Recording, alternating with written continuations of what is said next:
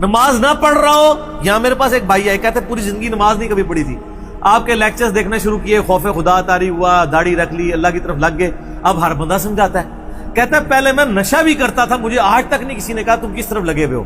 کہتا نشہ چھوڑ دیا, برائیاں چھوڑ دی, داڑھی رکھ لی, قرآن پڑھنا شروع کر دیا, نماز رفع شروع کر دیا, اب ہر بندہ سمجھا رہا ہے کس طرف لگ گئے ہو. تو سر پھر ہم کیوں نہ کہیں کہ یہ کتی چورن رلی ہوئی ہے.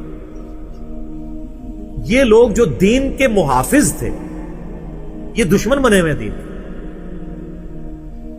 اسی لیے قرآن میں کتے کی مثال آئی ہے نا علماء سوء کے لیے, سورہ الاعراف آیت نمبر 175 میں. تو اللہ تبارک و تعالیٰ نے اتنے سخت الفاظ ابھی تو استعمال نہیں کیے.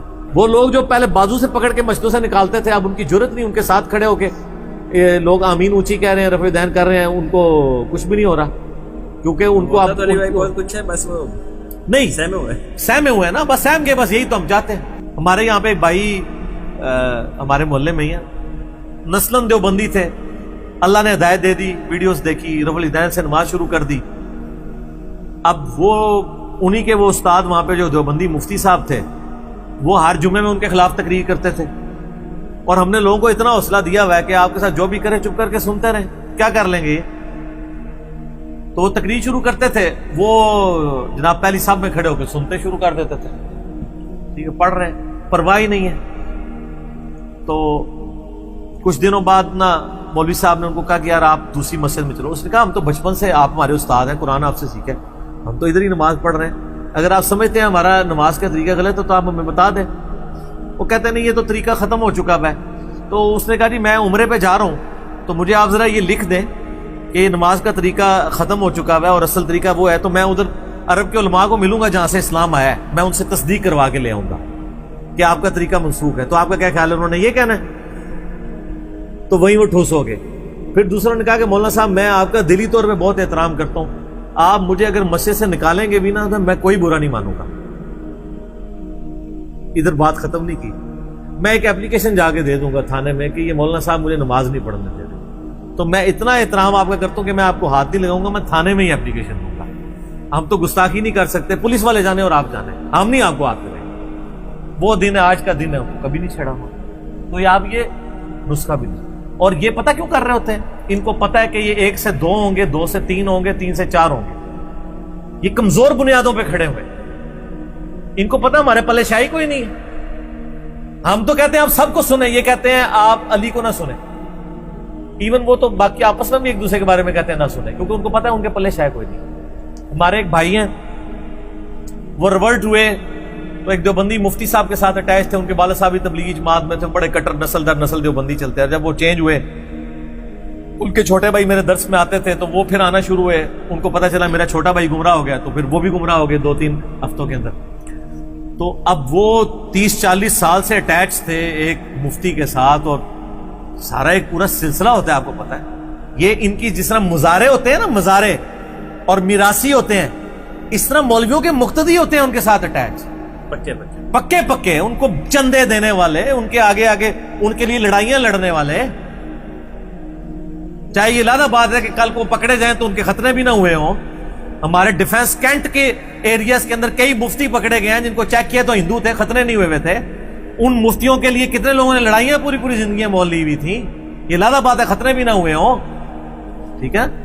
تو وہ کہتے ہیں میں ایک دن جنازے پہ گیا, تو جنازے کی نماز پڑھ کے واپس ہوئے نا, تو وہ میرا مولوی مجھے کہتا ہے یار تم لوگ میری جان چھوڑ کیوں نہیں دیتے ہو, جب میں ہے ہی گمراہ, میرے عقیدے غلط, میری نماز کا طریقہ غلط, تو تم لوگ ہمارے پیچھے نمازیں کیوں پڑھتے ہو, تم جاؤ اور مسجدوں میں جا کے نماز پڑھو. اب اس کو کیا پتا تھا آگے سے جواب کیا آئے گا. انہوں نے کہا مولانا صاحب بات یہ ہے کہ المصنف ابن ابی شیبہ میں موجود ہے, سنن الکبری البیہقی کے اندر موجود ہے. انہوں نے تو نام بھی ہماری وجہ سے ہی سنے ہوئے. تو کہ عبداللہ بن عمر رضی اللہ تعالیٰ نے فرمایا کہ جب تک خوارج کی مسجدوں سے حی علی الصلاح حی علی الفلاح کی آوازیں آئیں گی تو ہم ان کی اذانوں کا جواب بھی دیں گے, یہ ہمیں سلام کریں گے, ہم سلام کا جواب بھی دیں گے, ان کے پیچھے نماز بھی پڑھیں گے, اور جب یہ ہمیں کہیں گے ہم اپنے بھائیوں کو قتل کریں تو ہم خوارج سے الگ ہو دیں گے. تو کہنے لگے علامہ صاحب بات یہ ہے کہ جب تک آپ کی مسجد سے حی علی الصلاح حی علی الفلاح کی آواز آ رہی ہے تو ہم نماز تو آپ کے پیچھے پڑھیں گے, کیونکہ عبداللہ بن عمر نے ہمیں یہی سکھایا. اگر آپ چاہتے ہیں ہم آپ کی مسجد چھوڑ دیں تو آپ اذان دینا چھوڑ دیں, وہ سر پکڑ کے بیٹھ کے یار ان لوگوں کو کیا سمجھائیں؟ سر دیکھیں لوگ کہتے ہیں کیا تبدیلی آئی ہے، آپ نے ایسی تبدیلی بھی دیکھی ہے؟ ابھی تک تو آپ نے یہ دیکھی ہے کہ لوگ کہتے ہیں اس امام کے پیچھے نماز نہیں ہوتی، لیکن ہماری دعوت سے یہ تبدیلی آئی ہے کہ امام خود کہتا ہے کہ یار میں گمراہ ہوں، میرے پیچھے تمہاری نماز نہیں ہوتی، خدا کے لیے کسی اور مسجد میں چلے جاؤ، اور مفتی کہتا ہے نہیں سر نماز ہو جائے گی آپ کے پیچھے۔ 180 ڈگری ہے۔ لوگ کہتے ہیں کیا فرق ہے؟ یہ فرق ہے، پہلے لوگ کہتے تھے یہ فرقہ گمراہ، اس کے پیچھے نماز پڑھو گے نگاہ ٹوٹ جائے گا، یہ ہو جائے گا، ہم کہتے ہیں ان کے عقائد غلط، یہ گمراہی پہ ہیں، لیکن ہمارے بھائی ہیں، مسلمان بھائی ہیں، ان کے پیچھے نمازیں پڑھیں۔ یہ فرق ہے، 180 ڈگری کا فرق ہے، زمین و آسمان کا فرق ہے، اور اس کی برکت ظاہر ہو رہی ہے۔ مجھے ایک مسجد سے اس طرح نکالا گیا تو میں نے نماز نہیں وہاں چھوڑی، آج اللہ کا شکر ہے کئی لوگ وہاں رفع ذہن سے نماز پڑھتے ہیں، آمین بھی کہتے ہیں، وہی امام ہے، اس کو ہضم ہو رہا ہے۔ لیکن اگر میں اس وقت نکل جاتا، یہ نکلنا ہی نقصان ہے، اسی لیے میں کہتا ہوں مسجد آپ نے نہیں چھوڑنی۔